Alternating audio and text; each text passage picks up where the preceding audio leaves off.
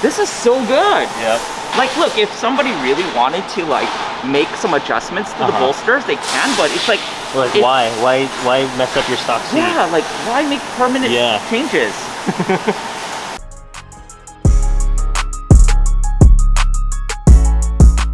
What's up, guys? Welcome back to another episode. Thank you for watching. This is the beginning of our build series for Daniel Song's Tesla Model 3 Performance. Yeah, so this is actually now our third project together, right? We've done the two Supras, and now we're getting ready for our 2021 SEMA build. Yeah. Let's hope that SEMA's still on. 2021. I can't quite unveil yet where we're displaying the car, but it is a prominent space. I know it's going to be a highly coveted space. So I'm excited, right? I mean, we're hearing a lot more buzz about Tesla being the future of racing and performance. I know you were out on track. You're seeing a lot more EV cars out there. Yeah. I think Evasive this year had their Pikes Peak car. Unplugged had their Pikes Peak car. Yeah. And so this is really kind of this cool kind of sort of proving stages where people are starting to see the capabilities of these cars, and it isn't just this boring silent daily driver that people think it is. So we are building essentially the sister car to the Evasive Pikes Peak car. It'll feature this very same wide body kit on their Pikes Peak car. It'll be a little bit more tamed down. It won't have the Pikes Peak like arrow. Yeah. But it'll have the wide body kit. It's a Artisan Spirits kit. So it's an Artisan Spirits wide body. Cool. Time permitting, we'll do a full color change on the car. Yeah. And then of course we have all of our performance partners like Brembo. We're doing custom brakes. We have coilovers that are going on, a full suite of suspension parts. Yeah. Some seats that are going in, and of course with your help we should also have a brand new roll cage to debut on the Tesla Model 3. Exactly. So that's the first thing that we'll be tackling besides the Brembos and then the KW suspension. Yep. We're kind of, I told Daniel, we were nervous at the beginning because we're like, you know, on the development cars, we always have to weld inside the car. Yeah. So, you know, it'll be fun for us to kind of see a new thing that we've never worked with before, where we're having to figure out how to weld in something that's fully electric. Yeah. And then also too, every time we go to the track, there's like a slew of Model 3 guys. You know, and luckily they have their own session because there's literally like 10 or 20 cars at the track every time we go.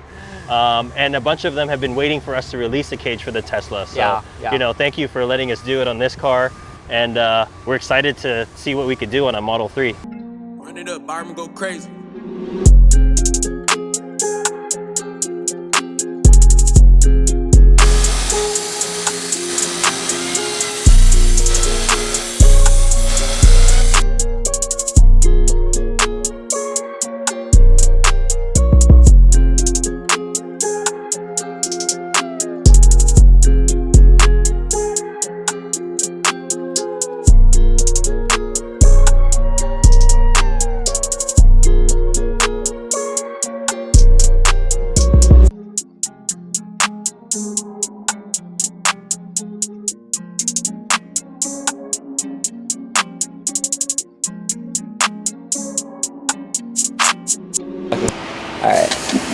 All right, guys, so we're back with Daniel Song Supra.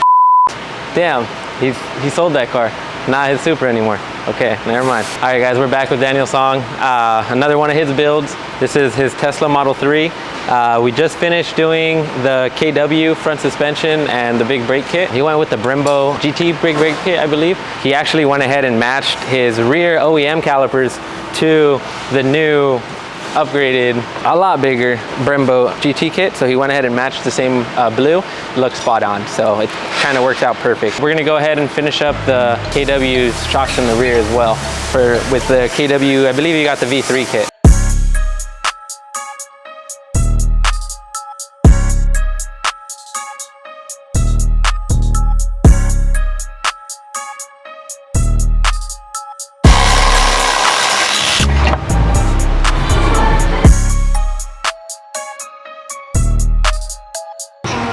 There it goes.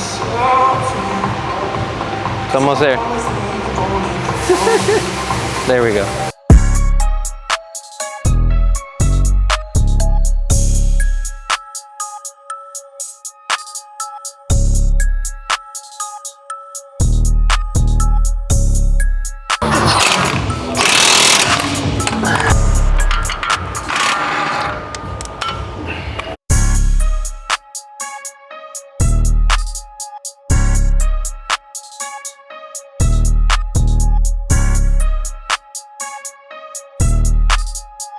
that we went ahead and finished up with the struts and the springs and everything in the coilover kit from the KW V3s.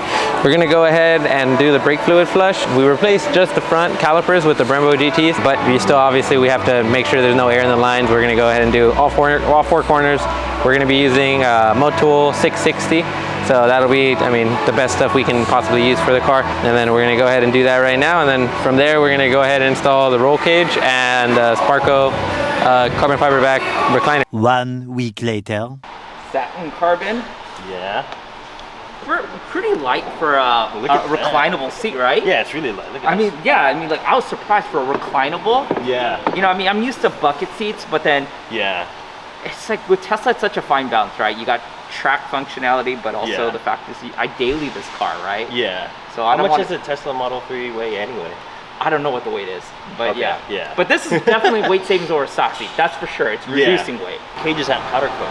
Okay. I wish I could show it to you. Yeah, I'm excited to see it. Yeah. So it's off in powder coat. It should be back what? I think by tomorrow, end of day, it should be back. Is what they're saying, and then we're gonna install it on Wednesday. Install all this on Wednesday. Okay. Yeah. Very cool. It'll be interesting to see if we can retain the stock seatbelt function for Tesla Model 3 with the harnesses. Yeah.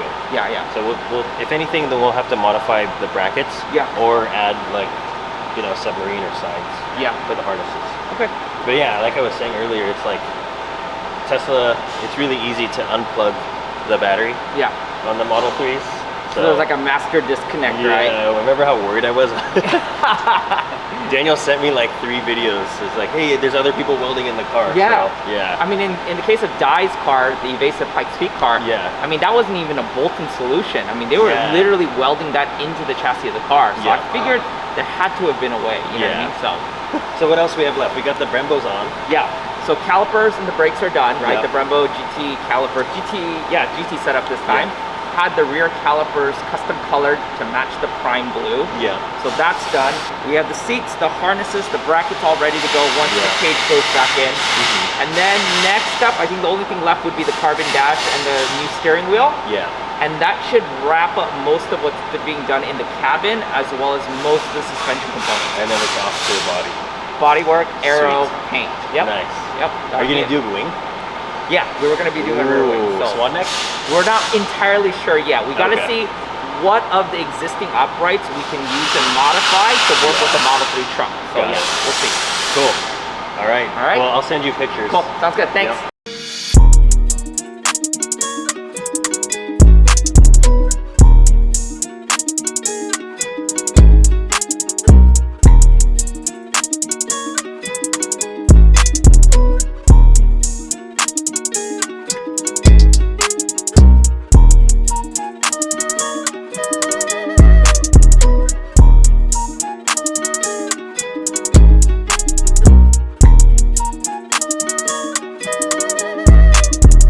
Going ahead and putting in the roll cage now. So first, before putting in the roll cage, we actually have to put in some of the interior because we are keeping majority of the interior.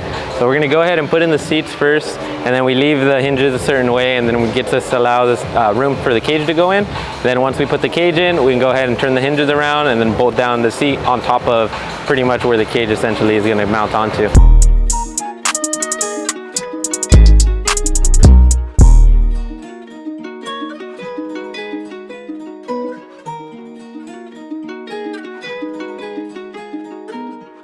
So right now we're kind of just seeing and test fitting where exactly we're gonna have to cut on the plastic so that we can get the cage to fit. It doesn't look like it'll be too much, and luckily we can pull back the leather here and then just cut the actual hard plastic, and we can leave the leather there. So it'll look a little wrinkled, but actually it'll fit around the cage instead of being a hard surface that doesn't mold anything.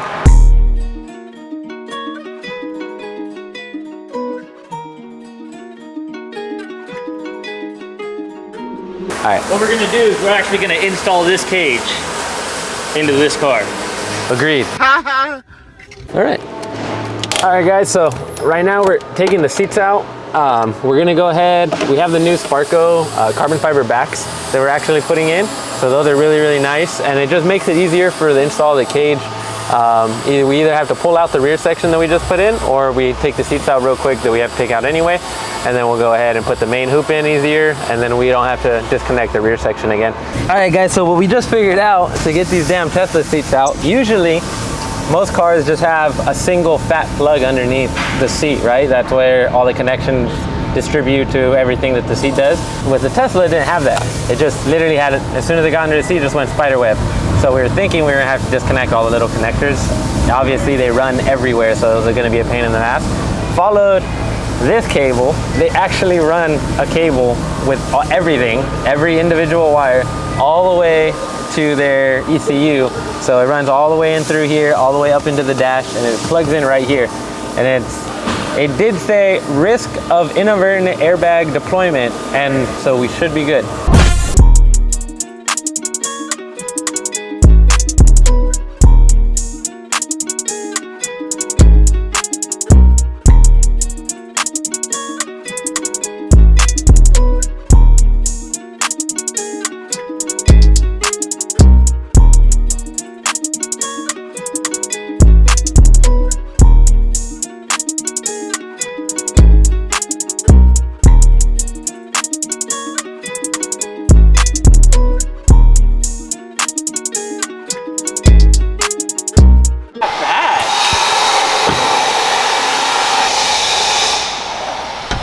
So subtle. Like I thought the depth deformation around the bar would be a lot worse. Yeah. There's nothing. You like it like that? No, I mean, you thought it was gonna be a lot more. I thought it was gonna be a lot more pronounced. Yeah, yeah. I thought we were gonna see really warped panels and with a bunch of folds and. Yeah, and this is like hardly noticeable. Sweet. Yeah, it came out pretty clean. Like, look, if somebody really wanted to like make some adjustments to the bolsters, they can. But it's like, why mess up your stock seat? Yeah, like why make permanent changes? This is so good. Yep. I was like 50-50 on your color choice. But I'm trying to envision it right with the color scheme you're going with. Yes. And then with this color, I think it's gonna look really clean and futuristic. And I think the biggest thing too we have to understand is like for the average Tesla owner, so you got the guy who doesn't modify at all, right? Yeah. And you have the people that are gonna do the weekend track driving. Yep.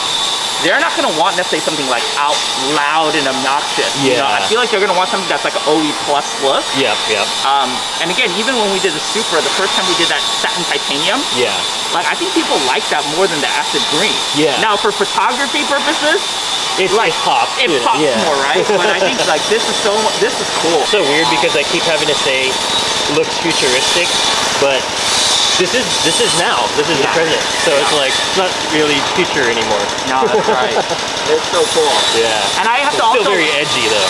I was a little bit thrown off by the illusion because normally we see the main hoop ride right along the pillar, right? Visually.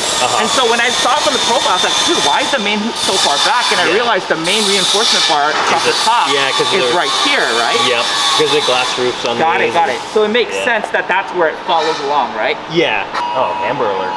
We're all getting a you know, where we could get the lean correctly and the angle for the B-pillar to match visually. Yeah. The geometry, and then obviously the main goal is getting as much seat movement as possible, right? Because Tesla owners could range from 6-7 foot to 5'2". Yeah. So, I think that's great. I mean, obviously I had a little bit of concerns because coming from the A90, where you remember V1 had a little bit of issues with the OEM seats, right? If you went bucket, not a problem, but if you stayed with the power seats, you weren't, you felt a little snug. You know what I mean? Definitely. And this has, I'm assuming even with the powered seats, you would have plenty of travel, right? Yeah, exactly. Yeah. So luckily we had the stock seats and we did the Sparcos on the car for you. Yeah. But we designed the cage off of the stock seat. Yeah. So it's got more than enough room. So for any person that reach the pedals. So for any person that has OE seats, they have a lot of recline, a lot of slider adjustability and stuff like that. Yeah, to the point where it's like, if you're reclining that much, you shouldn't be driving. So the next question is, if somebody needs to remove the cage, how fast to remove the cage, do you think? With the quick release option that we're gonna, really show on this cage, we only really do it for sedans, so you can get it within 9 minutes. Our record right now is 7.5 minutes. Yeah. And again, that's in and out. Yeah. So that's not just taking it out. So taking it out is less. Yeah. So you only need, you know, we suggest for one part of actually getting it out of the car is to have a hand, someone else to help. But if you really wanted to, you could do it by yourself. But yeah, comfortably, if I were to say, hey, this is a 30-minute track prep setup, that's more than comfortable, right? It would take you longer to, well, you don't change the oil in a Tesla, but this looks good. The Sparcos really came out too. Yeah. You know, that color, everything's flowing so far. Nice. This looks good. So obviously we still need to install the harnesses. We're gonna add your harness reels, right? So harnesses, harness reels. We have a new steering wheel coming in for the car. Yeah.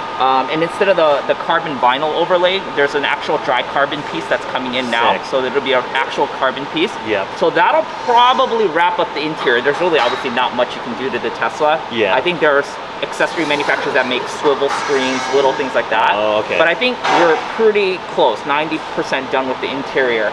Suspension is done. There's a couple more suspension bits. Like I want to get some iBox sway bars and links put in.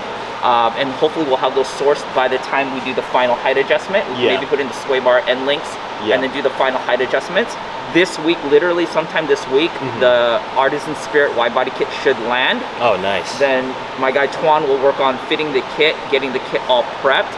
Depending on timing, we have a couple options as to what rear wing we're gonna run. Yep. You know, Artisan Spirit is currently working on a Model 3 specific wing, but I just don't know if it's gonna be available before SEMA. Worst case scenario, I'll probably find either a Type 12 or a swan neck that works with a S2000 or an FRS, and modify the uprights to work with the Model 3. Okay. Yeah, if you need us to fab up uprights and mounts, let us know. Absolutely. One cool thing about working on Daniel's cars, this is like the third one now, right? Yeah. From like start to finish almost, is obviously we don't do the whole project, but we do a good chunk of it. Yeah. And the cool thing is we get to do the first bits. Yeah.